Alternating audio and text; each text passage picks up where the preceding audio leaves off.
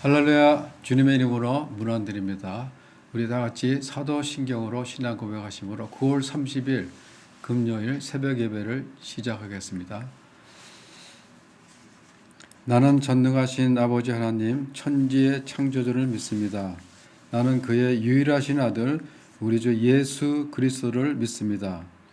그는 성령으로 잉태되어 동정녀 마리아에게서 나시고 본디오 빌라도에게 고난을 받아 십자가에 못 박혀 죽으시고 장사된 지 사흘 만에 죽은 자 가운데서 다시 살아나셨으며 하늘에 오르시어 전능하신 아버지 하나님 우편에 앉아 계시다가 거기로부터 살아있는 자와 죽은 자를 심판하러 오십니다. 나는 성령을 믿으며 거룩한 공교회와 성도의 교제와 죄를 용서받는 것과 몸의 부활과 영생을 믿습니다. 아멘. 하나님 감사합니다. 오늘도 저희들에게 귀한 하루 주시고 또 이 시간 주님께 예배드리며 찬양케 하여 주심을 감사를 드립니다. 오늘 이 아침에도 주님 말씀 사모하여 나온 우리 성도님들의 심령마다 성령께서 함께해 주셔서 드려지는 이 예배가 주님께 연락되는 귀한 시간이 될 수 있도록 아버지께서 인도하여 주시옵소서. 저희들 오늘 하루도 살아갈 때 주님이 주신 말씀으로 인하여 저희들의 삶 속에서 아름다운 열매가 나타나는 귀한 하루가 될 수 있도록 아버지께서 함께하여 주시옵소서. 우리 섬기시는 성도님들의 가정을 축복합니다. 하나님의 신령한 은혜 가운데 기쁨과 감사가 넘치게 하옵시며 범사의 강건함도 허락해 주셔서 섬기시는 삶 현장에서 감사한 일들이 차고 넘치며 많이 경험되지는 우리 성도님들의 각 가정들이 될 수 있도록 아버지께서 인도하여 주시옵소서. 이 시간 피로 쓰신 하나님의 말씀을 받습니다. 우리가 이 말씀을 가지고 함께 나누고 묵상할 때 은혜가 넘치는 귀한 시간이 될 수 있도록 아버지께서 인도하여 주시옵소서. 감사를 드리며 예수님 이름으로 기도드리옵나이다. 아멘. 오늘 우리에게 주신 하나님 말씀은 말라기 4장 1절부터 6절까지 말씀입니다. 제가 봉독해 드리겠습니다. 만군의 여호와가 이르노라. 보라, 용광로 불같은 날이 이르니니 교만한 자와 악을 행하는 자는 다 지푸라기 같을 것이라. 그 이르는 날에 그들을 살라 그 뿌리와 가지를 남기지 아니할 것이로되 내 이름을 경외하는 너희에게는 공의로운 해가 떠올라서 치료하는 강선을 비추리니 너희가 나가서 외양간에서 나온 송아지같이 뛰리라. 또 너희가 악인을 밟을 것이니 그들이 내가 정한 날에 너희 발바닥 밑에 재와 같으리라. 만군의 여호와의 말이니라. 너희는 내가 호렙에서 온 이스라엘을 위하여 내 종 모세에게 명령한 법 곧 율례와 법도를 기억하라. 보라, 여호와의 크고 두려운 날이 이르기 전에 내가 선지자 엘리야를 너희에게 보내리니 그가 아버지의 마음을 자녀에게로 돌이키게 하고 자녀들의 마음을 그들의 아버지에게로 돌이키게 하리라. 돌이키지 아니하면 두렵건대 내가 와서 저주로 그 땅을 칠까 하노라 하시니라. 아멘. 주신 말씀 다시 천천히 읽으시면서 개인적으로 묵상하는 시간을 가지시길 바랍니다.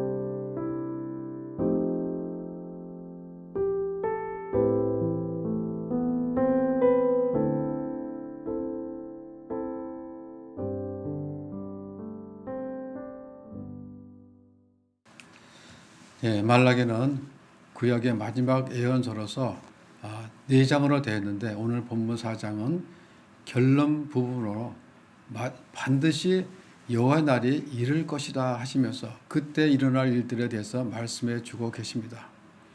1장과 2장은 회개를 촉구하는 메시지가 기록되어 있고 3장과 4장은 희망의 메시지를 전하고 있습니다. 1장 1절에 보면 이렇게 시작합니다. 여호와께서 말라기를 통해 이스라엘에게 말씀하신 경고라. 이스라엘을 향한 하나님의 경고의 메시지로 시작되고 있는 것이 우리가 볼 수 있습니다. 그들의 죄악은 무엇입니까? 이스라엘 민족은 포로에서 귀환한 지 100년이 지났고 그들의 염원이었던 성전도 학개와 스가랴 선지자들을 통해서 완공이 되었습니다. 그러나 하나님의 그 크신 사랑에 대한 그 은혜와 감격이 점점 무뎌지기 시작했고 또 하나님을 위한 그 열심을 잃어버렸고 신앙도 뭐예요? 형식적으로 바뀌어 버린 것입니다. 그들의 삶은 점점 율법적이고 종교적으로 변질되고 있었던 것입니다. 그들은 형식주의적이고 회의주의적인 그런 신앙 상태에 빠진 것입니다. 1장 6절에 보면 내 이름을 멸시하는 제사장들아 라고 그렇게 말하고 있습니다.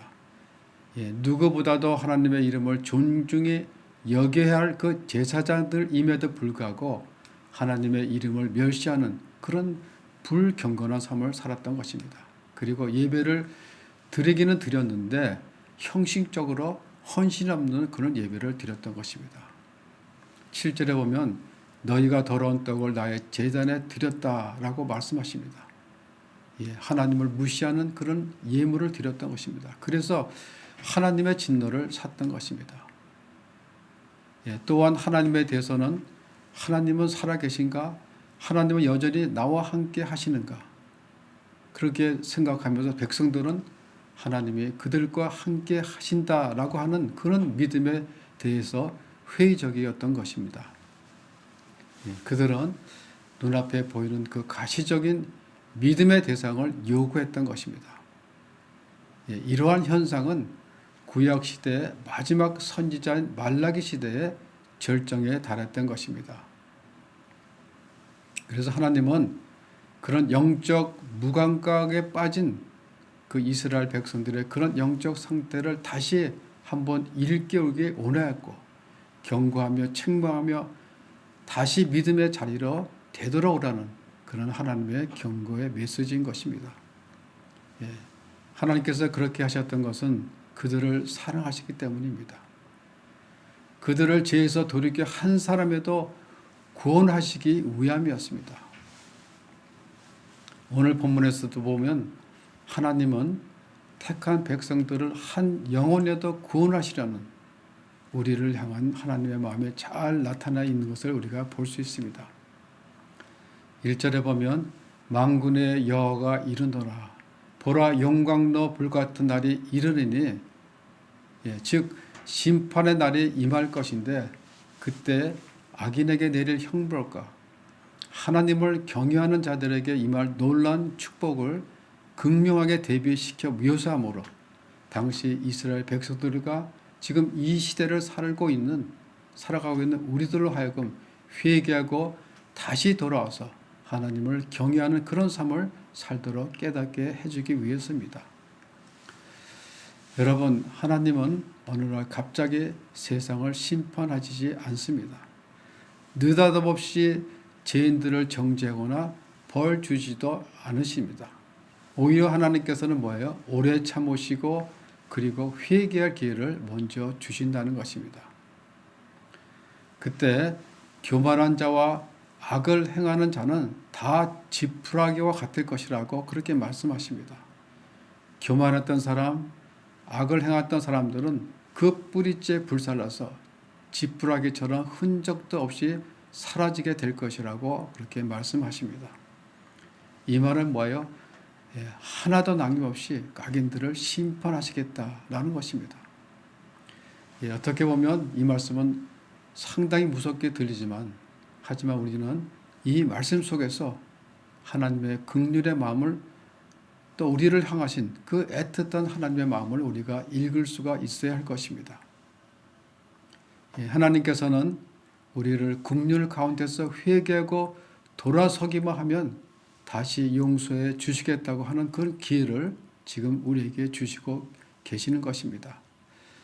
이런 무서운 날이 다가오니 이제라도 회개하고 돌아서서 하나님께로 돌아오기만 하면 하나님께서 구원해 주시겠다고 하는 약속인 것입니다. 하나님이 예정하신 심판의 날은 반드시 임한다는 것입니다. 전능하신 하나님 앞에 우리의 마음의 생각과 우리의 행한 일들이 하나도 빠짐없이 다 드러나서 심판받을 그날이 반드시 오게 되니 악을 행하는 자를 모여 두려워할 줄 알고 또 교만한 자도 하나님 앞에 모여 낮춰질 줄 알아야 한다는 것입니다. 그러나 하나님은 심판의 날을 유보하고 계십니다. 왜 심판의 날을 유보하고 계실까요? 그것은 우리로 하여금 회개할 기회를 주시기 위해서입니다. 우리로 하여금 여호와를 두려워하여 선을 행하고 하나님을 섬길 수 있는 그런 기회를 주시기 위해서입니다. 우리가 영원한 하늘나라에서 상급을 받을 수 있는 그런 기회를 하나님께서 주시기 위해서입니다. 그런데 이것을 알지 못한 채 마치 하나님이 없는 것처럼 행동하는 것은 뭐예요? 참으로 어리석은 것이라는 것입니다. 그러나 그들과 정반대의 사람들은 어떻게 됩니까? 2절에 보면 내 이름을 경외하는 너희에게는 공의로운 해가 떠올라서 치료하는 광선을 비추리니 너희가 나가서 외양간에서 나온 송아지같이 뛰리라. 그렇습니다. 하나님이 작정하신 심판의 날에는 죄악의 사람들 그리고 하나님을 거역했던 사람들에게는 심판의 날이요 멸망의 날이 될 것입니다. 하지만 하나님의 말씀대로 살려고 했던 사람들에게는 뭐예요? 구원의 날이 될 것이라는 것입니다. 그동안 당했던 아픔과 그리고 고난들을 이겨내고 하나님께서 치료해 주시는 그 놀라운 축복의 은혜를 경험할 것이라는 것입니다. 하나님을 나의 구주로 믿는 자들에게 하나님의 음성을 듣기를 사모하고 순종하려는 그런 사람들에게 공의로운 해가 떠올라서 치유하는 광선을 발할 것입니다. 그날에 의로운 자들은 외양간에서 나온 송아지처럼 기뻐 뛰게 될 것입니다. 그렇게 놀라운 생명력 있는 삶을 회복하게 될 것이라는 말씀입니다. 여러분, 이것은 모든 사람들에게 임하는 것이 아닙니다. 하나님을 경외하는 사람들에게 임하는 은혜입니다. 그때 절망과 슬픔은 끝이 나게 될 것이고 온전한 치유가 이루어지게 된다는 것입니다. 그런 놀라운 축복을 누리시는 모두가 되시기를 바랍니다. 다른 것은 없습니다. 겸손하게 선을 행하면서 하나님을 두려워하는 그런 마음으로 살아가면 되는 것입니다. 3절을 보겠습니다. 또 너희가 악인을 밟을 것이니 그들이 내가 정한 날에 너희 발바닥 밑에 재와 같으리라. 불의가 판을 치고 의롭지 못한 사람들이 오히려 번성하는 것 같은 그런 세상 한복판에 우리는 살고 있습니다. 하지만 오래가지 않을 것입니다. 왜냐하면 여호와의 날이 다가오기 있기 때문입니다. 그때 악인들은 너희의 발바닥 밑에 재와 같다라고 하십니다. 여러분, 불이 나서 재밖에 남지 않는 그런 집을 본 적이 있습니까? 악인의 운명이 이와 같다는 것입니다. 악인들은 재와 같이 되어 오히려 그때는 의인들이 악인들을 밟게 될 것이다 라고 하십니다. 악인이 형통케 되는 세상이 아니라 이제는 뭐예요? 의인이 형통케 되는 그런 날이 온다는 것입니다. 세상은 악인이 잘 되는 것 같고 끝없이 악이 번성하는 것 같지만 그러나 하나님께서는 반드시 그것에 대해 심판하실 것이고, 또 하나님을 경외하고 말씀대로 지키 행하며 그 뜻대로 살려고 하는 사람들에게는 뭐요? 하나님께서 복 주시고 회복시켜 주시는 그런 날이 뭐요? 다가오고 있다는 것입니다. 예. 그러므로 지금의 우리들의 상황이, 지금의 환경이 어렵고 힘들더라도 그 하나님의 구원의 놀라우신 축복과 은혜를 경험하는 날이 속히 올 줄로 믿고 참고 기다리라는 것입니다. 그런데 하나님의 구원의 날을 기다리는 사람들이 명심해야 할 중요한 것이 있는데, 그것은 4절에서 말씀해 보면 하나님의 율법과 법도를 기억하라는 것입니다. 4절에 보면 너희는 내가 호렙에서 온 이스라엘을 위하여 내 종 모세에게 명령한 법 곧 율법과 법도를 기억하라. 이게 무슨 말이죠? 하나님께서 시내산에서 모세를 통해서 이스라엘 백성에 주신 율법과 십계명, 그것은 우리를 얽어먹는 그런 법이 아니며 그 법도와 율례에는 하나님의 마음, 그리고 우리를 향하신 하나님의 계획과 우리를 향하신 구원의 뜻이 있기 때문에 마음속 깊이 새겨 삶의 지표로 삼고 그 말씀대로 지켜서 행하라는 것입니다. 그것이 바로 하나님을 경외하는 것이라는 것입니다. 그런 자들은 뭐야? 마지막 때에 하나님의 말할 수 없는 축복과 은혜를 누리게 된다는 것입니다. 5절에 보면 보라 여호와의 크고 두려운 날이 이르기 전에 내가 선지자 엘리야를 너에게 보내리라. 여호와의 크고 두려운 날, 그 심판의 날, 마지막 날에 악인들에게는 정말 크고 두려운 그 용광로에 불같이 심판을 받은 날이 되겠지만은 하나님의 백성들에게는 이것이 바로 또 구원의 날이 되어질 것입니다. 바로 그때는 누가 이 세상을 심판하십니까? 바로 메시아가 이 땅에 오셔서 우리를 심판하십니다. 그 메시아가 오시기 전에 마지막 심판의 날이 되기 전에 하나님이 누구를 보내신다고 하십니까? 선지자 엘리야를 보내신다고 말씀하고 계십니다. 이 말씀은 엘리야의 재언을 말하는 것이 아니라 엘리야의 심령과 능력을 가진 세례 요한의 출현을 예고하고 있는 것입니다.